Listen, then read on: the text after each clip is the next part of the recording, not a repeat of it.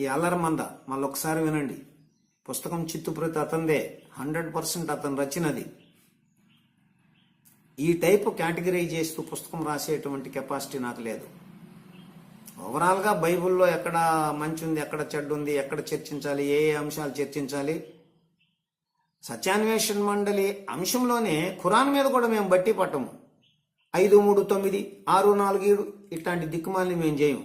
దానివల్ల 5 పైసలు విలువ లేదు. పసిపిల్లకాయ బట్టి పట్టిస్తే బట్టి పట్టేస్తాడు. అది బట్టి ఏం గొడవ. అది సబ్జెక్ట్లో నాలెడ్జ్ ఎంత ఉంది, అండర్స్టాండింగ్ ఎంత ఉంది. 8, 3, 9, 6, 3, 4 ఏం పని లేదు. నేను ఒక్క శ్లోకం బట్టి, ఒక వాక్యం బట్టి పట్టల.